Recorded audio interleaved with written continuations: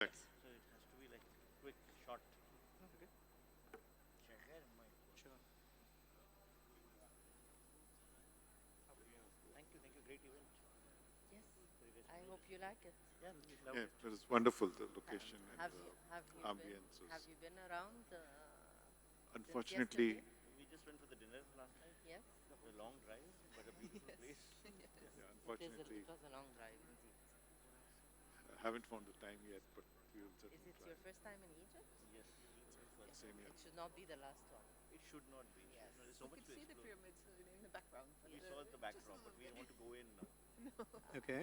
We have to. We have Find to. time. Yeah. Good morning, anyone. So we had a very insightful session. So if you can take your seats. My name is Shahryar Javed. I'm the Senior ICT Specialist at the Islamic Development Bank. And I'll be the moderator for this excellent session that we plan to have. I think we had a very good, strong beginning of the day with Pramod, telling about the importance of DPI. So I guess the data side, the digital ID, of course, we now understand the importance. And probably the next step would be to understand what is data sovereignty in the connected world and what's important. Thank God that, of course, I don't have to answer these questions. I have these esteemed guests to answer all these relevant questions. But I guess the importance of data sovereignty in the connected world is in an evolving world with new technologies coming every day. We are faced with challenges of and the importance of building new relationships. The control over data infrastructure, data content, is very vital for economic growth, for social stability, and also human rights protection. With that, of course, I am here with a very knowledgeable panelist that I'm thankful, and I guess probably I'll hand over the floor first to Mr. Sanjay, who is the director at the Bill and Melinda Gates Foundation. Sanjay, you know the importance of data sovereignty, and I would like you to please tell the audience how can digital public goods and infrastructure support national data sovereignty, and what successful models that could be replicated globally based on your experience. Thank you. Over to you. So thanks, Sharia, for that. It's wonderful to be here, and it's always a hard act to follow Pramod. Just a moment. Yeah, and so it's a very hard act to follow Pramod and his session, but we're going to try. Now, in terms of what you've seen around the world, we want, Pramod mentioned people to have control on the data, and a lot of control ends up coming through the laws and whatever else is in the country. I mean, that's the sort of not necessarily technology, but the other infrastructure in the country. And giving the ability for governments to enforce their laws so that they can protect the people is an important element of what we would consider digital sovereignty. And that's something which has to be enabled. Now, how do you enable that is a good question. And we've seen examples in India, we've seen examples around the world. I think Pramod mentioned a lot of examples of countries that have gone and made those transitions. And as a result of those transitions, we are now seeing countries take control of the infrastructure, which provides services to the people. And they want to have the control which prevents, so they need transparency, they need to have ability to see the data, they need to be able to move from one service provider to another, and so they need to take complete ownership of this infrastructure. So if you think of the classic model, roads or infrastructure, somebody builds it for the country, but the country owns it, runs it, can upgrade it, do whatever they need to do with it. And the same thing needs to happen with DPI, and that is the journey which all of these countries are on. And I think one of the key things that we should think about is how countries learn this. I mean, some of it comes from tech providers and so on, but a lot of it actually comes from peer learning, where you have governments talking to other governments about their journey, what they have learned on the way, how they have implemented their systems to think about these problems, and how they've taken control. A second thing, again, from the DPG perspective, comes from open source, where the technology is out there, people can see it, they can understand it, they can change it as required, they can build capacity in country to modify it, so they no longer depend on the original designer or implementer of that system. So it becomes theirs. So when they take control of that roadmap, that is something, again, which gives them control to be able to influence how the system works, how they implement their own laws, and so on. And I think from that perspective, this conference is a great place.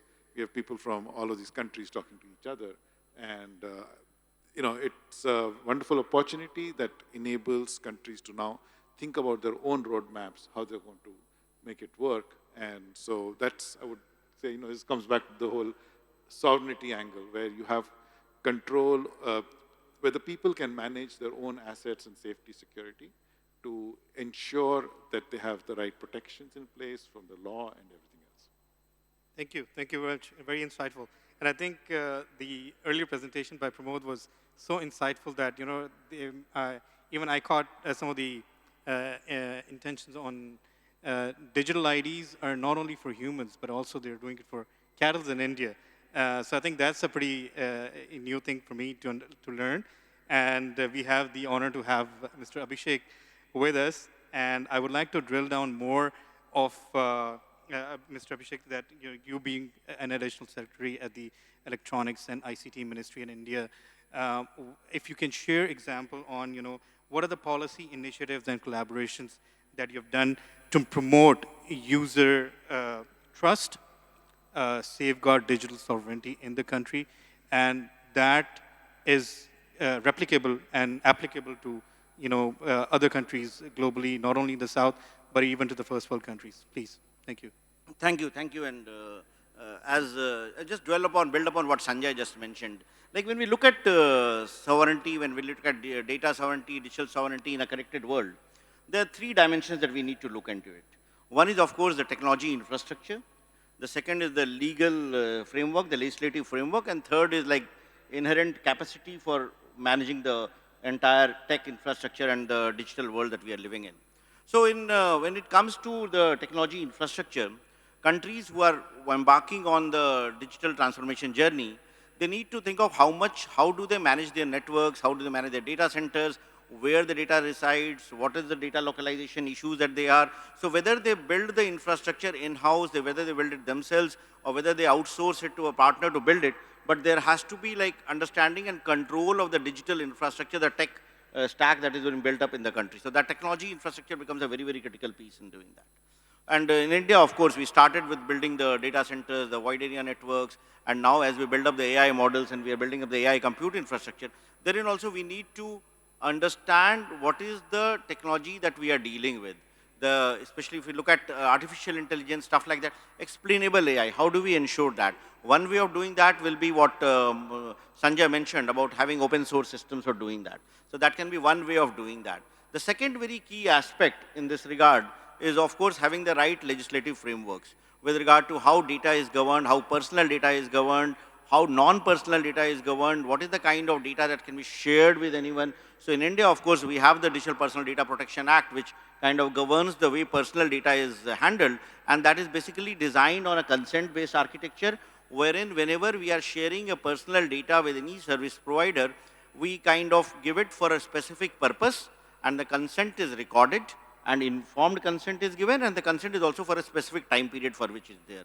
For non-personal data framework, which is also required for building many DPIs, many applications, many services, there also the framework is there that each department, each government department, or each entity, each organization who is the custodian of that data kind of defines a policy with regard to what kind of data sets will be in the open framework, what kind of data sets will be in the restricted framework, wherein there can be a licensing protocol that can be there, or what data sets will not be prohibited. So having the right legislative framework and the enforcement mechanism and getting citizens the data principle to whom most personal data belongs, be in control of that, that becomes very, very important.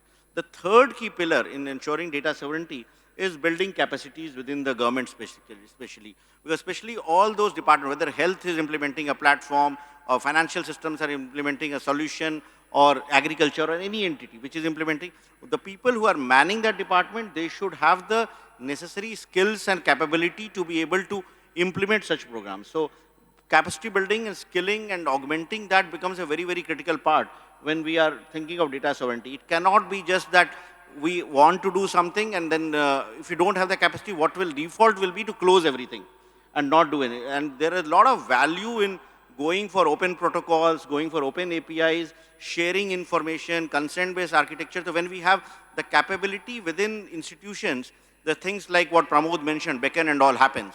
And we can unlock a lot of value. For example, account aggregator framework. Somebody may think that if I share any financial information, a GST information or bank account information, that would mean you are losing out something.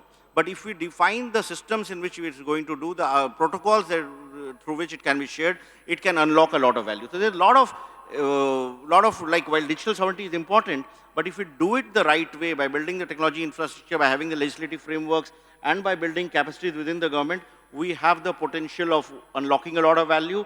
And as Pramod mentioned, like in the next few years, if internet and all has to be a reality, we need to think in this direction. We need to share examples, experiences, and let the whole world progress in the same direction. Thank you. Thank you very much. Thank you for, taking the journey towards the layered approach on what exactly is important to make things happen on the ground. So thank you very much for sharing that example.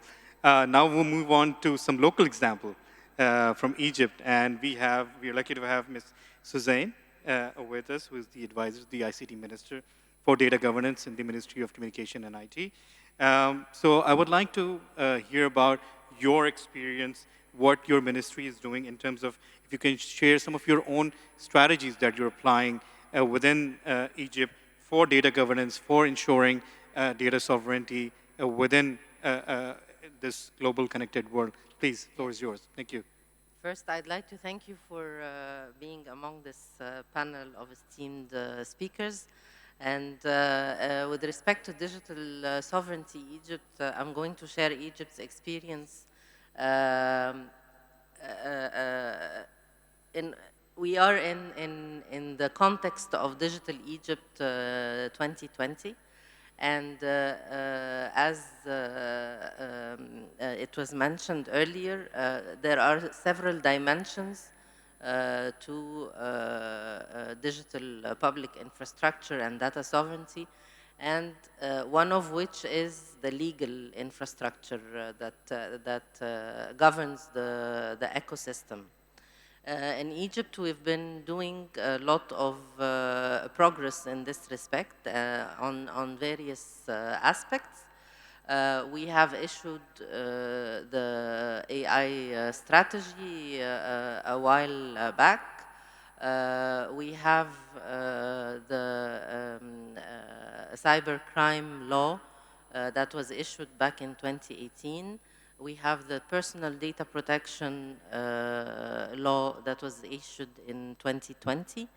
And recently, we have the cloud first policy that was issued as well a couple of months back. So in terms of legal infrastructure, we have issued a set of laws and regulations to govern the handling of personal data in the context of digital transformation. Clearly, this entails the governance of personal data to start with, and receiving consent from the data subject, securing that data is collected on sound legal grounds, and then managing and handling the collection and processing and storing of this personal data, and eventually its transfer, cross-border transfer. We set there are mechanisms to secure that there is a free flow of data and easy transfer of data when and where needed. We also have put in place or in the pipeline there is a law relevant to the exchange of data within the government. and to set up a methodology on the classification of data so that we can identify which data needs to reside and remain in Egypt and which ones could be used and transferred under the scope of the personal data protection law and to facilitate the use of this data. We are very much aware of the dual nature of data in general, being having an economic value and at the same time being a human right worthy of protection. So we are working to secure that we strike this balance through good governance of the data and issuing regulations that allow the free flow of data while protecting users' rights and securing the sovereignty over the data that was generated within Egypt. Thank you. Thank you very much. Very insightful. Thank you for sharing all those detailed regulatory steps that the government of Egypt has taken to ensure the data sovereignty is secure and the rights of the data of the people are actually protected. And so that's basically enhances the trust in the public to share the data and provide all these information on public domains to achieve their services. Thank you very much for sharing that example. Thank you. So now we move on to a different continent. We have Ms. Tally, who's joined us all the way from Norway to share her set of examples. So maybe I'll put up a straight question with you that, you've recently taken the post of the director of the section for Partnership for Development Cooperation, which is short in NORAD. Your section manages digital public goods and DPI. Can you share some of the examples that what you were doing and what we can learn from the examples of Norway and that could be applicable to other countries as well? Thank you. The floor is yours. Good morning. Thank you for having me on the panel and thank you for your question. NORAD manages Norway's international development aid assistance. And as many here today, we see digital public goods as crucial for advancing the sustainable development goals. Norway is alongside supporter of DPGs. The approach is used both domestically and as part of international development. We are co-funder of the Digital Public Goods Alliance, alongside with the government of Sierra Leone, UNICEF, and the Indian think tank eSpirit. And let me say why DPGs matter to us. First of all, the urgency of the challenge. Food security, climate change, social safety nets, jobs, global health. We need scalable approaches. And also the aid efficiency. Technologies that are working in one context can be freely used and adopted in new contexts. And to NORAD, local owned development is also very important, of course.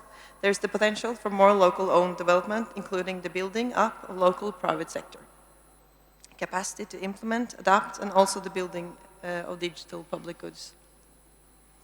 And most importantly, country demand. The global digital compact process has shown that more and more countries want to reuse open source technologies and also why the protecting of their own digital sovereignty.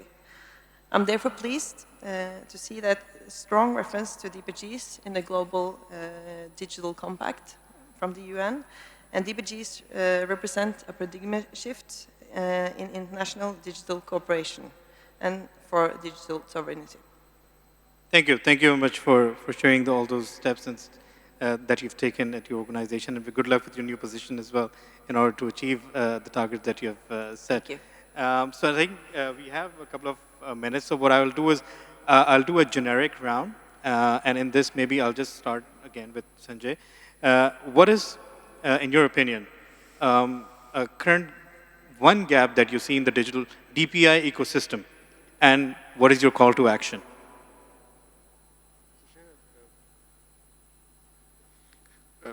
Share it was, how to put it, there's so many gaps. It's, a very rapidly evolving space. And, from the Gates Foundation perspective, what we have sort of focused on is a few things where on one side, from the DPG side, we are focused on building open source products so that, like we've supported MOSIP along with NORAD, and we supported Mojaloop, which is helping payments here, so that there's a bit of supply side to this. But on the demand side, we have supported governments. We're an agile funder. We can help governments with technical assistance where they need it and in the way they need it, so that we come in and help build capacity and we help them with whatever problems they're facing. There's a lot of blocking and tackling on this journey, and we stand by as partners to many governments to make that happen. So in terms of gaps, I would say there's both the supply side gaps, the demand side gaps, but I think we focus a little bit on both sides to make that work. Thank you. Moving on to Abhishek, I mean, in your opinion, what the government of India has to offer to the world if, in terms of the gaps that you feel, and what is the call to action? See, like, if I can be honest and blunt, I would say that for far too long we have been focusing on what needs to be done. Like the evangelizing DPIs, like DPI is good. The whole world agrees to that. There's no dispute about that. But what we need to do is, and such forums and such events, is brainstorm to what is the next step, what is okay, how do we do it, how do we actually make it happen, whether it's the 15-5 initiative or anything. But ultimately we will need to think of which are the countries in which DPI is to be implemented and how do we go about doing it. And when we do that, it's not a Control-C, Control-V solution. It's not that if India has done something or Estonia has done something, we take it and just replicate it. It doesn't happen that way. For every country, we will need to build up a DPI roadmap in the sense that every country is at a different level of digitization. For example, if UPI, something like UPI or PIX is to be implemented, we'll have to see whether the banking system is automated or not, the core banking system is set up or not. And then depending on that, we'll have to create a pathway for that country to come up and take what they want to do.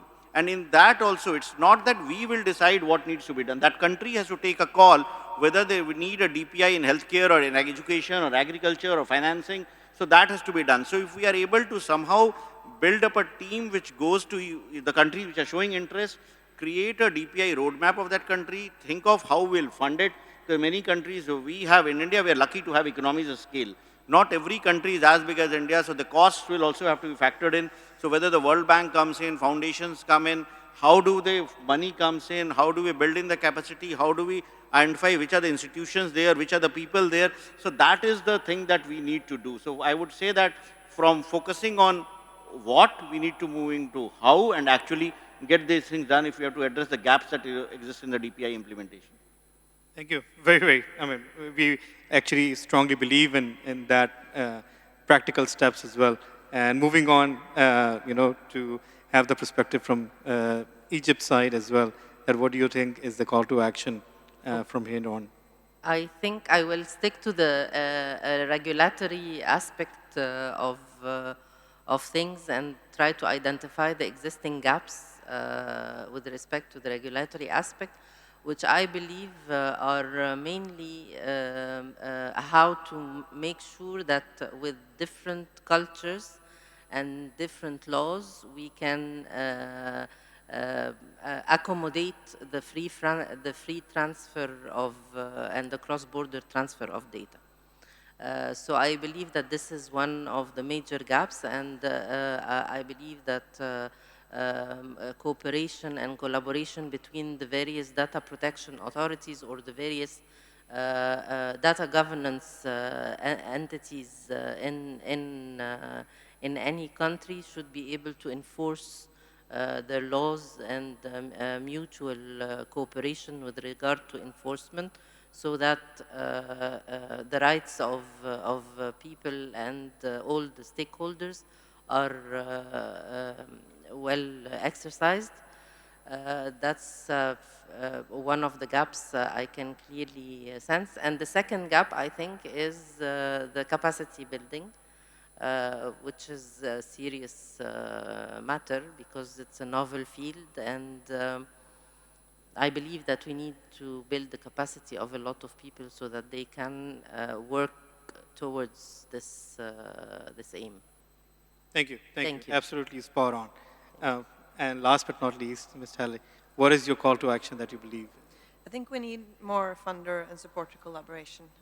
Given that the DPGs are open source, we support their creation, maintenance, and implementation in a collaborative manner. And I'm looking forward to learning more here at the summit about what others are already supporting and considering supporting, and how we can jointly advance digital public goods and digital public infrastructure. Thank you. Thank you very much. I think we had a very good session with the very knowledgeable esteemed panelists. We have heard the examples of what Norway is doing, what Egypt is doing in terms of regulations, capacity building. We have a very good example of use case from India. And of course, the Gates Foundation is here to support as well. So, I mean, if you have any questions as well, of course, you know, after the session, please reach out to all of us. And even in summary, I would like to say, even the Islamic Development Bank has been recently working on digital inclusion, and we have a new strategy where DPI is at the heart of our strategy. And if you have any questions, you know, the funding gaps comes up, right? So if there's any funding gap, we're here to help. I have my director sitting right in front of us, and so, you know, please reach out to all of us, and we're happy to connect and collaborate. Thank you. Thank you very much. Thank you very much for the esteemed panelists for the excellent session. Thanks, Sharia.